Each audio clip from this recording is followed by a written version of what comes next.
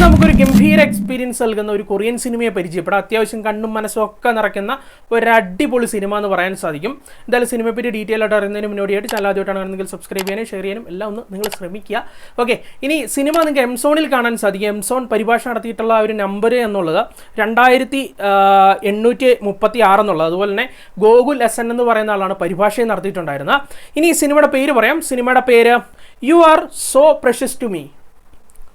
U are so precious to me 2021 പുറത്തിറങ്ങിയിട്ടുണ്ടായിരുന്ന ഈ ഒരു കൊറിയൻ സിനിമയുടെ ഒരു ഓൺലൈൻ പ്രമേയം എന്താണെന്ന് ചോദിച്ചു കഴിഞ്ഞാൽ, ഇത് എന്താണ്, ഒരു സ്വന്തവും ബന്ധമൊന്നും അല്ലാത്ത ഒരു കുട്ടി, ഒരു 7 വയസ്സുകാരി നമ്മുടെ ചിത്രത്തിലെ നായകൻ്റെ ലൈഫിലേക്ക് കടന്നെത്തുകയാണ്. ഒരു ഘട്ടത്തിൽ നായകൻ ആ ഒരു കുട്ടിയുടെ അച്ഛനാണ് എന്ന് അഭിനയിക്കുന്നതിനുള്ള കാരണമെന്ന് വെച്ച് കഴിഞ്ഞാൽ കുറച്ച് പൈസ കിട്ടും. അതിനുവേണ്ടി മാത്രമാണ് ഈ ഒരു കുട്ടിയുടെ അച്ഛനായിട്ട് അഭിനയിക്കാൻ വേണ്ടി അദ്ദേഹം തീരുമാനിക്കുന്നത്. ബാക്കി ആ ഒരു സിറ്റുവേഷൻ എന്താണെന്നൊക്കെയുള്ളത് നിങ്ങൾ സിനിമ കണ്ട് തന്നെ മനസ്സിലാക്കി എടുക്കുക. എന്തായാലും പിന്നീട് നടക്കുന്ന കുറേ സംഭവവികാസങ്ങളാണ് ചിത്രത്തിൻ്റെ ഒരു പ്രമേയം എന്ന് പറയാൻ സാധിക്കും. ഈ ഒരു സിനിമയെ പറ്റി പറയുമ്പോഴത്തേക്ക് ഇതിൻ്റെ തിരക്കഥയെ പറ്റിയാണ് പറയേണ്ടത്. ശരിക്കും പറഞ്ഞാൽ ഇതിൻ്റെ കഥ എന്നൊക്കെ പറഞ്ഞാൽ വളരെ സിമ്പിളായിട്ടുള്ള ലൈനിലുള്ള ഒരു കഥയാണ്. ഞാൻ ഈ പറഞ്ഞ പോലെ തന്നെ ആ ഒരു കുട്ടിയില്ലേ, 7 വയസ്സുകാരി, അവൾക്ക് മിണ്ടാനോ അല്ലെങ്കിൽ കേൾക്കാനോ ഒന്നും സാധിക്കില്ല. അത്തരത്തിലുള്ള ഒരു കഥാപാത്രമാണ്. ഒരു ഘട്ടത്തിൽ ഞാൻ പറഞ്ഞ പോലെ തന്നെ ഇവർ രണ്ടും അടുക്കുന്നു. അച്ഛനായിട്ട് ഇങ്ങനെ അടുക്കുകയാണ്. അത് ഈ പൈസയ്ക്ക് വേണ്ടിയാണ് അടുക്കുന്നത്.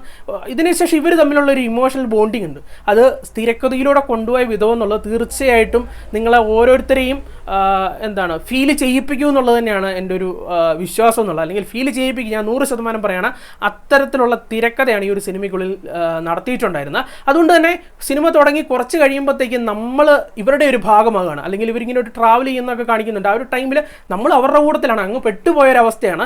ചുരുക്കി പറഞ്ഞു കഴിഞ്ഞാൽ സിനിമ തീർന്നു കഴിയുമ്പോൾ ഏകദേശം ഒരു 1.25 മണിക്കൂറേ ഉള്ളൂ. തീർന്നു കഴിയുമ്പോഴത്തേക്ക് കുറച്ചുകൂടെ ഒരു 10 മിനിറ്റെങ്കിലും കൂടി വേണ്ടതായിരുന്നു എന്നിങ്ങനെ നമ്മൾ ഓർത്തിരുന്നു. അങ്ങനെയുള്ള ഒരു റൈറ്റിംഗ് ആണ് സിനിമയ്ക്കുള്ളിൽ നടത്തിയിട്ടുണ്ടായിരുന്നത്. തീർച്ചയായിട്ടും ഫീൽ ഗുഡ് സിനിമകൾ ഇഷ്ടപ്പെടുന്ന ആളുകൾ ക്ലൈമാക്സോട്ട് എത്തിക്കഴിയുമ്പോഴത്തേക്കും കുറച്ച് സന്തോഷവും ചെറിയൊരു കണ്ണുനീരും ഒക്കെ ഇങ്ങനെ വീഴ്ത്തിയൊക്കെ ഈ ഒരു സിനിമ കണ്ട് എൻഡ് ചെയ്യിപ്പിക്കുള്ളൂ. അങ്ങനെയുള്ള ഒരു മികച്ച സ്ക്രീൻ പ്ലേ എന്നുള്ളത് തന്നെയാണ് ചിത്രത്തിൻ്റെ ആദ്യത്തെ ഒരു ഹൈലൈറ്റ് വശം എന്നുള്ളത്. കൂടാതെ പെർഫോമൻസ് വൈസിലും കിടിലൻ പ്രകടനങ്ങൾ കാണാൻ സാധിക്കുന്ന ഒരു സിനിമ എന്ന് പറയാൻ സാധിക്കും. എസ്പെഷ്യലി ആ കൊച്ചില്ലേ, എനിക്ക് തോന്നുന്നു 6-7 വയസ്സെങ്ങാണ്ടേ ഉള്ളൂ. ആ കൊച്ചിൻ്റെയൊക്കെ പ്രകടനം കണ്ടു കഴിഞ്ഞാൽ ഉണ്ടല്ലോ, ഒന്ന് എടുത്തൊന്ന് കെട്ടിപ്പിടിക്കാൻ തോന്നുന്നു. കാരണം കുഞ്ഞ് അത്രയും ക്യൂട്ടായിട്ടാണ് ആ ഒരു കൊച്ച് ആ ഒരു ക്യാരക്ടറിനെ അവതരിപ്പിച്ചിട്ടുണ്ടായിരുന്നത്. നമുക്കറിയാലോ, സാധാരണ ഈ കുട്ടികളൊക്കെ സിനിമയിലേക്ക് എത്തുമ്പോഴത്തേക്കും എനിക്ക് പല സിനിമകളിൽ ഇറിറ്റേഷനായിട്ട് തോന്നാറുണ്ട്. ഓവർ ക്യൂട്ട്നെസ്സും അങ്ങനെയുള്ള കാര്യങ്ങളൊക്കെ ഇട്ടിട്ട് വെറുപ്പിക്കാറുണ്ട്. ഈ ഒരു ഇതൊക്കെ കണ്ടുപഠിക്കേണ്ട ഒരു ഇതാണ്, ഒരു സ്റ്റഡി മെറ്റീരിയലൊക്കെ ആയിട്ട് ഇവരുടെയൊക്കെ സിനിമകൾ കാണണം. കാരണം ഈ കുട്ടികളൊക്കെ പ്രകടനം കാഴ്ചവെക്കുമ്പോഴത്തേക്കും ആ ഒരു പ്രായത്തിൽ ആ കുട്ടികളൊക്കെ എങ്ങനെ ബിഹേവ് ചെയ്യും, ആ ഒരു രീതിയിൽ വളരെ നാച്ചുറാലിറ്റി എന്നുള്ളൊരു കാര്യം ഉണ്ടല്ലോ. നമുക്ക് ആലോചിച്ചു ഈ ഒരു പ്രായത്തിൽ ഈ ഒരു കുട്ടിയൊക്കെ ഇങ്ങനെ അഭിനയിക്കുന്നു, ആ ഒരു കാര്യം എന്നുള്ളത് നിങ്ങൾക്ക് ഈ ഒരു സിനിമയിലും ആ ഒരു കുട്ടിയിലൂടെ ഫീൽ ചെയ്യും. അത്രയും കിടലിനായിട്ടാണ് ആ ഒരു ക്യാരക്ടറിനെ ആ ഒരു കൊച്ച് കൈകാര്യം ചെയ്തിട്ടുണ്ടായിരുന്നു. കൂടാതെ ഞാൻ പറഞ്ഞില്ല, ആ കൊച്ച് ബ്ലൈൻഡാണ്, അതുപോലെ ചെവി കേൾക്കില്ല. അപ്പോൾ അത്തരത്തിലുള്ള ഒരു ക്യാരക്ടറാണ്. അത് വളരെ കൺവിൻസിങ് ആകുന്ന രീതിയിൽ പ്രേക്ഷകർക്ക് അത് നല്ല രീതിയിൽ ഉൾക്കൊള്ളാൻ പറ്റുന്ന രീതിയിലും അതുകൊണ്ട് ഒരുപാട് ഫീൽ ചെയ്യാൻ പറ്റുന്ന രീതിയിലും ഒക്കെ തന്നെയാണ് ആ കൊച്ചുകുട്ടി അവതരിപ്പിച്ചിട്ടുണ്ടായിരുന്നു. കൂടാതെ നായകനായിട്ട് എത്തുന്ന ആക്ടറായിട്ട് അങ്ങനെ കുറേ താരങ്ങളൊക്കെ എത്തുന്നുണ്ട്. എല്ലാവരും കിട്ടിലും പെർഫോമൻസും കാഴ്ചവെച്ചിട്ടുള്ള ഒരു സിനിമയാണ്. കൂടാതെ മ്യൂസിക് വർക്ക് എന്നുള്ള കാര്യം എടുത്തു പറയണം. നിങ്ങൾക്കറിയാലോ, ഒരു ഫീൽ ഗുഡ് സിനിമ എന്ന് പറയുമ്പോഴത്തേക്ക് അതിൻ്റെ ഒരു ജീവൻ എന്ന് പറയാൻ സാധിക്കും ചിത്രത്തിൻ്റെ ആ ഒരു പശ്ചാത്തല സംഗീതം എന്നുള്ളത്. തീർച്ചയായിട്ടും ഈ ഒരു സിനിമയിലും അത്യാവശ്യം ഡീസൻ്റ് ആയിട്ടാണ് അത്തരത്തിലുള്ള ഒരു സംഭവം ടെക്നിക്കൽ സൈഡൊക്കെ ഉപയോഗപ്പെടുത്തിയിട്ടുള്ളത്. അത്യാവശ്യം വിഷ്വൽസും അത്യാവശ്യം ഓക്കെ എന്ന് പറയാൻ സാധിക്കും.